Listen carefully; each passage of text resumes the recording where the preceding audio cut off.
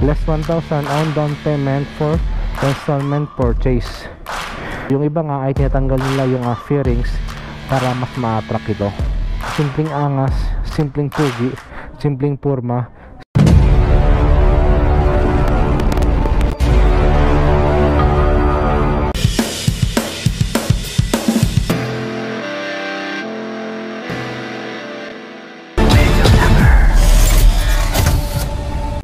Sarap. Sarap nangyari. Grabing init oh. Ito yung sa labas mga megs. Sobrang init. Kanina umulan eh. Pero ngayon grabe na naman yung init.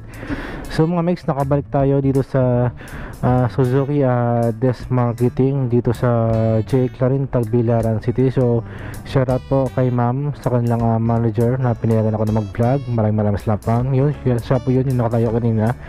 At shoutout din po sa mga empleyado ng Suzuki Desk Marketing. Ang dami lang mga available na motor dito, kaso yung mga sport bike nila wala na dito. Ito, naghanap ko yung Raider FI. Ganda ng pagkaputi, grabe. Parang ibang kulay nito Ganda naman ito. Pero mga megs, no, hindi po ito yung pag-uusapan natin. Dahil yung pag-uusapan natin ngayon mga megs, so ayun yung drive natin. Nagpapainit siya. Ito mga megs yung pag-uusapan natin ngayon, yung kanilang smash na 115cc. Nakikita nyo? May fuchsia pink, glossy blue, glossy black, may cyan blue, merong glossy white na may pagka off-white, tapos glossy red, glossy black na mugs na variant, at glossy blue na mugs na variant. So yung kanilang smash mga miss, no, ay may dalawang variant, merong mugs at merong rim. So mga miss, no, ang tanong ko, sulit pa ba ang smash na bilhin ngayong 2022?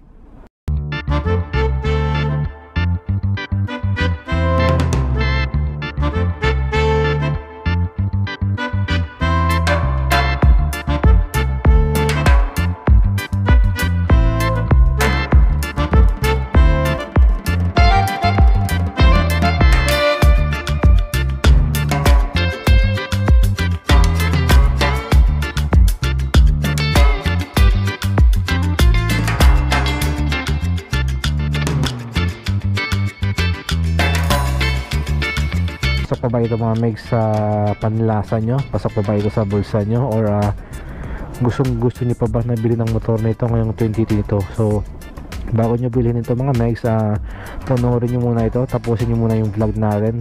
Dyan po mga megs, mapapaisip kayo kung beat nyo pa rin ba yung motor na ito. Dito tayo magsimula sa kanilang mugs na variant. Kita nyo, maganda naman talaga tingnan yung motor na naka-mugs, diba? So pang city drive ito, pwede siya pang off-road or dual sport. Kasi alam naman natin na mugs pang city drive talaga yan. Pero tayong kasi mga Pinoy, pwede talaga ito na pang off-road. So nakikita nyo mga megs, yung size ng gulong niya dito sa harapan is 70 by 90 at 17 inches po yung size ng kanyang mugs. Ang ganda po ng kulay ng kanyang mugs dito, parang may pagka smoke po siya. Hindi siya yung kulay itim na sobrang itim na parang matte. At syempre mga megs, no, sa front brake niya ay gumagamit po ito ng disc brake.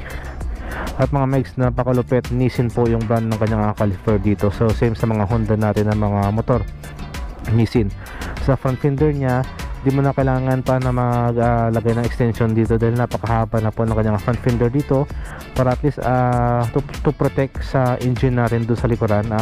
Iwas putik po siya. At napakaganda mga megs ng kulay niya. Tapos mga megs, no, yung pagkakulay kasi ng mga smash dito mga megs, no, hindi siya yung glossy na parang normal lang na glossy siya. Ito kasi mga megs, na yung pagka-glossy niya is parang napaka-oily niya. Pero pag hinawakan mo siyang ganyan, wala ka naman pong makakapa na basa, diba? Pero yung pagka-glossy niya kasi ibang-iba mga megs, ibang-iba kasi, napakakintad talaga niya. Siyempre dito, meron siyang trademark na yung volts at yung logo ng Suzuki nandito. Gustong gusto ko mga megs sa design ng smash. Ito mga megs, yung gilid niya, ang ganda ng mga lining dito. Kaya tingnan, napaka-attractive. Yung iba nga ay tinatanggal nila yung fairings para mas ma-attract ito. Tinatanggal nila yung fan fender. At mga megs, no, sabay no pa na napakalupit na kanyang signal lights dito.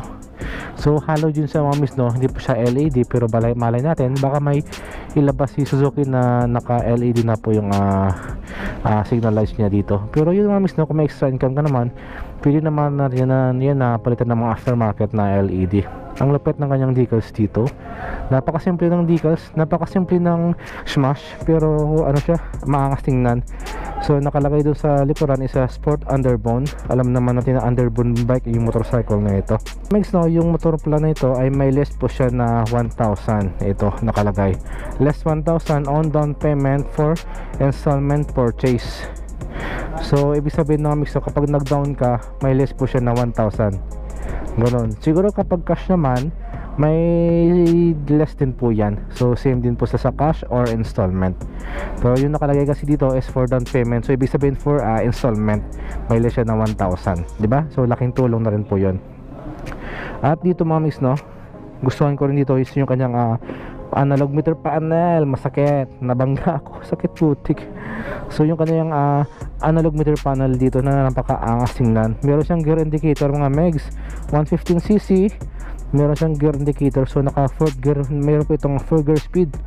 Ito yung kanyang fuel gauge, signal lights na high beam, low beam, kanyang speedometer, saka yung kanyang tachometer dito. Ang ganda ng mga switch, kulay yellow, saka meron siyang choke, dahil alam naman minsan ay nilalamig talaga yung motor natin. Siyempre mga miss, ito naman po yung kanilang rim na variants na kaya lagay dito is Union Cycle, diba? So ano siya mga miss, no, chrome siya. Ito mga miss, yung mga maganda na lagyan nyo ng Bison protector para always shining and shimmering. Ito maganda linisan gustong gusto ko yung mga ganito, no, gustong gusto ko yung mga ganitong rim. Hindi ganda. Tsaka ang ganda mga miss ng pagkakulay niya, hindi siya yung asing puti na asing puting puti. So may pagka off-white siya. So siguro mga miss, no, kapag natamaan to ng mga sikat ng araw, ay baka may lumabas dito ng mga parang silver dust. Pero ang ganda ng pagkakulay niya, ang ganda ng combination, glossy white, tsaka matte gray siya mga miss, tsaka may decal siya dito. Yan, Suzuki, tsaka may spot siya na orange. Tsaka ando, no, may decal siya na smash. Napakasimple lang po yung decals niya. Ang ganda tingnan. Tsaka sa cyan blue nila, ganon din, no. Mas nakatak ako sa kulay puti kasi ang linis tingnan talaga mga megs. Tsaka yung kanilang side mirror dito, ang lupet. Ito yung price mga megs. So nasa 58,000, tapos may down payment siya na 4,000, at yung monthly natin for 3 years ay 2,736. At yun, may rebate siya na 200 basta't on time po tayo ng bayad. Ang ganda rin po ng glossy black na rim na variants. Ayan, so glossy black, tsaka ito parang matte black siya dito. Hindi siya mix, matte gray pala siya. Ang ganda ng pagkakulay ito. Kung lady rider ka man, swak rin sa ito mga megs. So hyper pink, tsaka may Suzuki. Ganda ng decals dito, ang ganda tingnan. Tsaka yung upuan mga megs, no, ang ganda ng pagkatabas. Ito yung upuan na hindi siya madali. Ang ganda ng throttle niya dito, madikit siya mga megs. Kaya naman kahit ibang klaseng mga gloves, swak dito, hindi siya madulas. Inuubo na naman ako. Napakaganda mga megs. So yun mga miss, no, kung beat nyo yung mga smash ni Suzuki ngayong 2022, kung beat nyo pa rin yan, ay punta lang po kayo dito sa Suzuki Disc Marketing dito sa J. Clarin, Tagbilaran City, at makikita nyo yung kailang mga smash dito. Ang daming smash, napakaganda mga megs. Ito yung mga motor na simple lang, simpleng angas, simpleng pugi, simpleng forma, simpleng hanap buhay, diba? Life is so short mga megs. Napakaganda.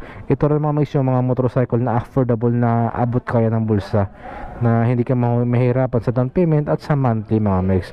At syempre when it comes sa mga services, meron din po yan ng warranty at free service din po yan, siguro for 1 year, or hindi ko lang alam sa patakaran ni Suzuki, pero alam ko may mga free service yan pagdating sa mga maintenance ng motor natin. So yun mga miss, no, grabe yung init pa rin, sakit pa rin talaga ng init.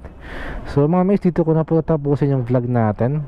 Maraming salamat sa mga empleyado ng Suzuki Disc Marketing. Napakaganda nila. Yun.